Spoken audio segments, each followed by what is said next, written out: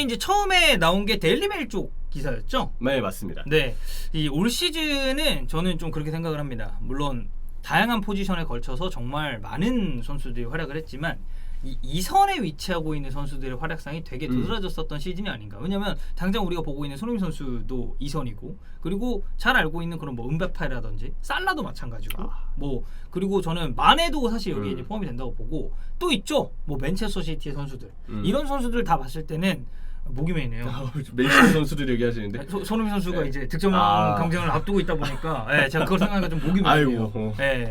이렇게까지. 네. 네. 그 선수들을 쭉 놓고 보면은 2선 자원들. 근데 윙포드도 윙포드지만 이 공격형 미드필더들의 활약상이 대단했었던 시즌이 아닌가. 여기서 참 뭔가 정의를 다시 해야 될 것 같아요. 그러니까 공격형 미드필더라는 게 우리의 원래 공격형 미드필더는 막 진짜 천부적인 10번. 아, 그렇지. 기술적인 천재들 이런 느낌이었다면 약간 진짜 플레이메이커. 네, 현대 축구에도 공격형 미드필더는 있어요. 근데 확실히 예전에 우리가 봤던 공미를 바라보는 시선하고는 상당 부분이 달라져 있어요. 많이 역할이 달라졌죠. 네, 감독도 그렇고 이 선수들도 그렇고 그 자리에서 뛰는 선수들의 플레이 스타일이 좀 더 많은 육각형을 요구하게 됐기 때문에 단순한 기술, 하지만 기술에 너무 집중돼 있는 능력치 때문에 많이 안 뛴다든지 수비 가담이 소홀하다든지 아니면 뭐 풀어주는 건 좋은데 득점력이 아쉽다든지 옛날에 이런 선수들도 공미였거든요. 근데 그러면 요새는 잘 안 써요. 안 써요. 그리고 그런 선수들조차도 요즘은 위치가 살짝 내려가거나 하는 등의 상황들이 많습니다. 그래서 현대 축구의 공미는 위치가 공미가 아닐 수도 있다는 점, 그리고 공미 자리에서 뛰더라도 상당히 많은 활동량과 득점력과 풀어주는 역량과 간수 능력과 경합 능력까지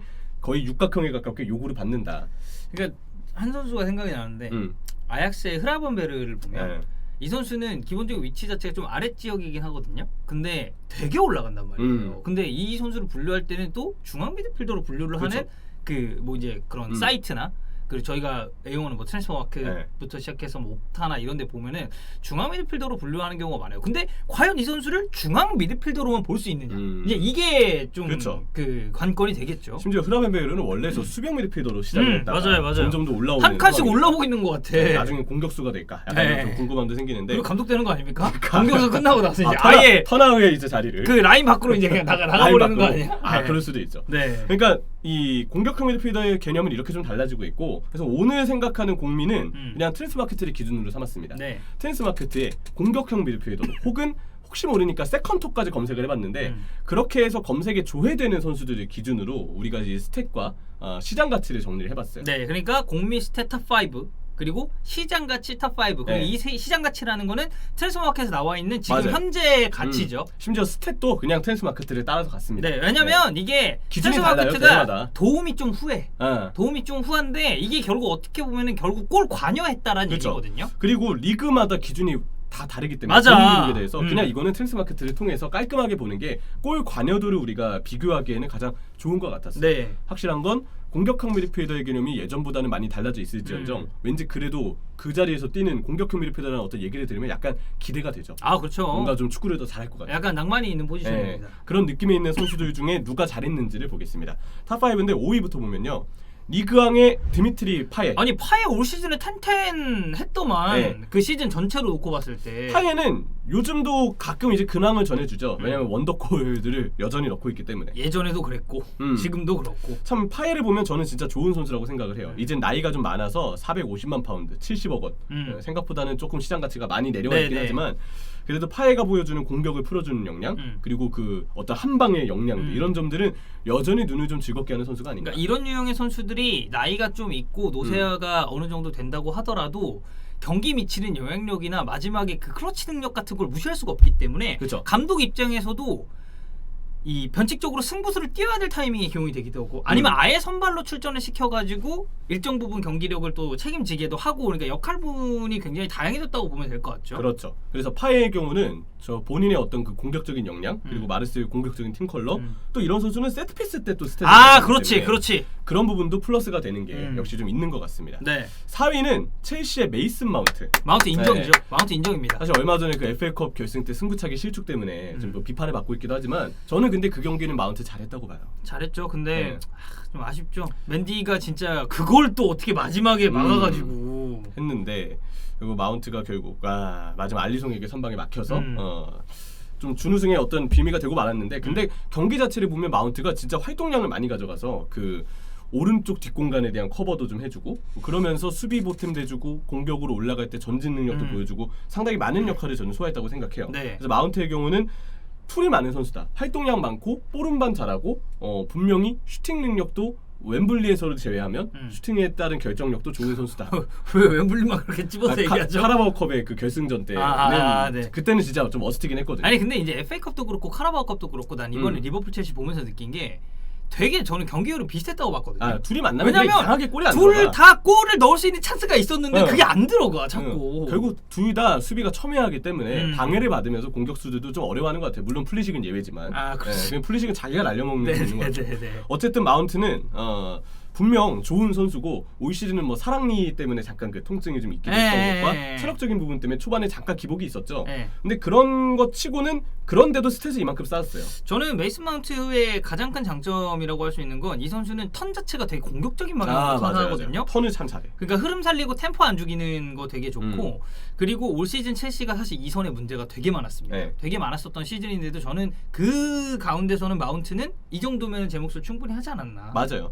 앞으로 좀 동료에 대한 스루 패스, 이런 키 패스, 시야가 조금 더 트여서 더 성장이 된다면 좋은 선수가 더 될 거라고 믿어 의심치 않습니다. 네. 3위는 이미 좋은 선수죠. 네. 케빈 더브라이너. 우리 또 WPT 우승자 아닙니까? 네. 맞아요. 우승자인데 뭐 징크스는 없어요. 네, 징크스 있었죠. 있었나요? 뭐죠? 레알한테 졌잖아요. 그 징크스 그 시기가 그랬구나. 네. 그리고 나서 그 리그로 돌아가가지고 화풀이한 거 아니야. 그래서 보트트릭 하면서. 와, 진짜 경이롭긴 하더라고요, 진짜.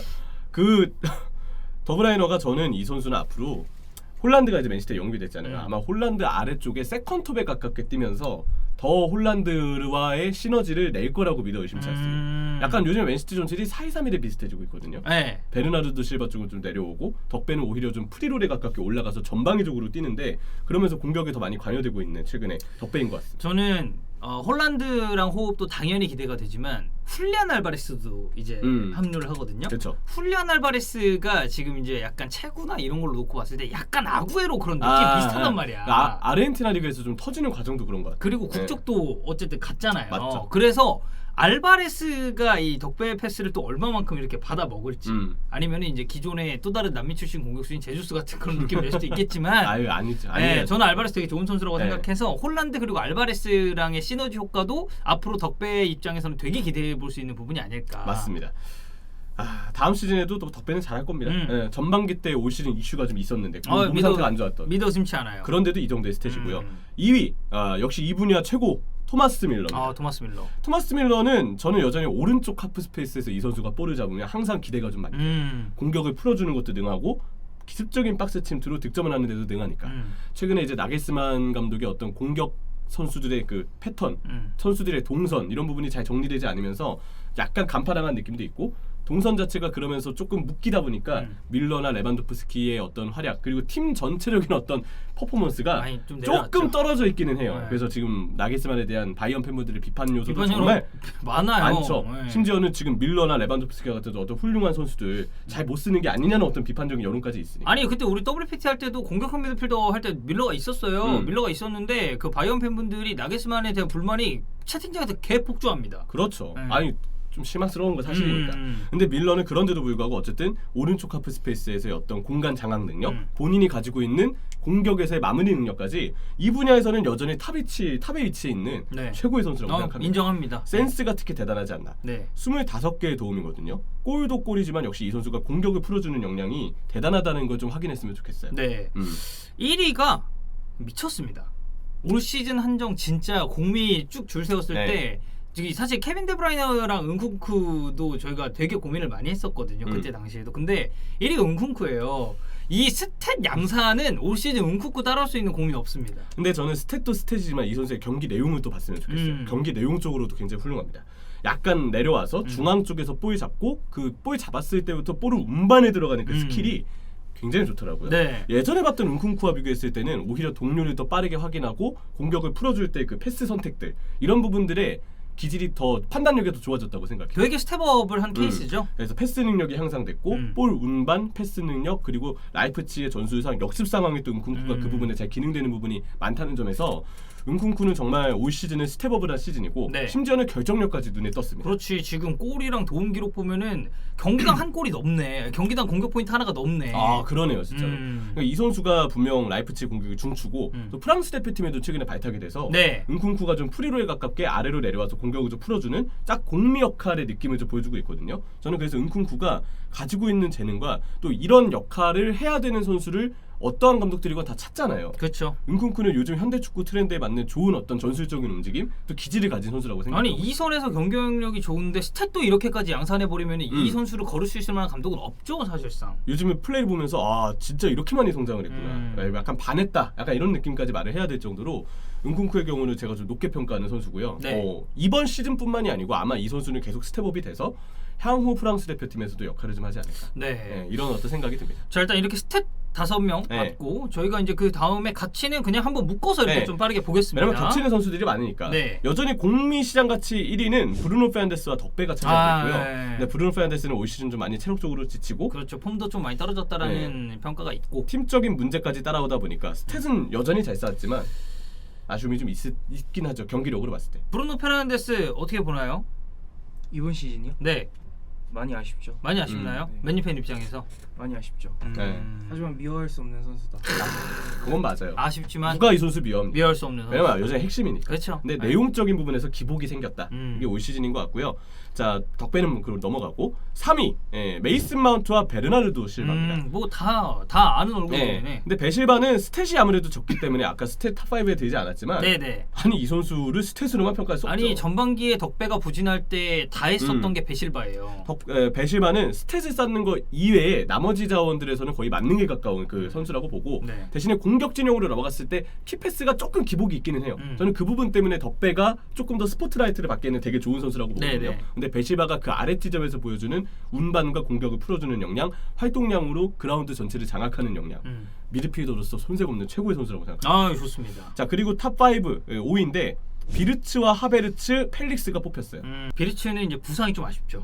이 아마 제가 볼 때 트랜스마크트에서 부상 회복될 즈음에는 그동안 경기를 못 뛰니까 조금 깎일 수는 있을 것 같아요. 시장 가치가. 근데 지금 보시면은 스탯이라든지 네. 이런 가치를 놓고 봤을 때 충분히 하베르츠를 두고 이제 사실 그 레버쿠젠 측에서는 처음 이게 100년에 한 번 나올까 말까 하는 선수다라는 평가를 한 것처럼 비르츠 역시도 지금 굉장히 기대를 많이 받고 있는 자원입니다. 맞습니다. 네. 하베르츠는 사실 조금 더 성장을 해야죠. 첼시에서의 어떤 기대치에 비하면 잘하고는 있으나 저는 흐름은 좋은 것 같아요. 흐름은 좋으나 더 잘해야 된다. 근데 이거는 뭐 사실 미드필더 쪽이 지금 첼시 스쿼드상 문제가 많기 때문에 하베르츠가 필요 이상으로 내려와주는 느낌이 있거든요. 맞아요. 그래서 이거는 미드필더가 보강되면 아마 하베르츠는 다음 시즌에 조금 더 좋은 활약을 보여줄 가능성도 클 것이다. 네. 그렇게 좀 봅니다. 펠릭스는 이제 뭐 아틀레티코 마드리드에서 잘하고 있고, 근데 이제 포르투갈 대표팀에서는 사실 중용되진 않잖아요. 이거 산투스의 문제죠. 네, 산투스 감독이 모르겠습니다. 이제 나는 최근에 이제 조타 폼이 또 안 좋으니까 그 자리에 펠릭스를 기용하기 시작하면 어떡하지? 하필 월드컵에서 갑자기 펠릭스를 쓰면 어떡하지? 이런 우려는 좀 있어요. 그렇게 걱정하잖아요. 근데 원톱 호날두, 오른쪽 좋다, 왼쪽 베르나르도 실바라. 예, 좋습니다. 근데 좋은 건 아니야. 우리한테 좋아. 우리한테 좋은 건 아니지. 네. 근데 기왕이면 좀 단조롭게 선수들을 써줬으면 좋겠으니까. 네. 펠릭스의 경우는 진짜 이 스탯 이상으로 아틀레티코의 공격 지분을 많이 차지하는 선수잖아요. 창의성을 또 불어넣어서 있는 유형의 선수니까. 역시 요즘에 하는 거 보면 그때 이정료가 이래서 나왔구나. 펠릭스는 진짜 좋은 선수구나라는 거 다시 한번 확인하게 됩니다. 네, 자 이렇게 스탯 탑 5 그리고 시장 가치 탑 5까지 저희가 확인을 해봤습니다.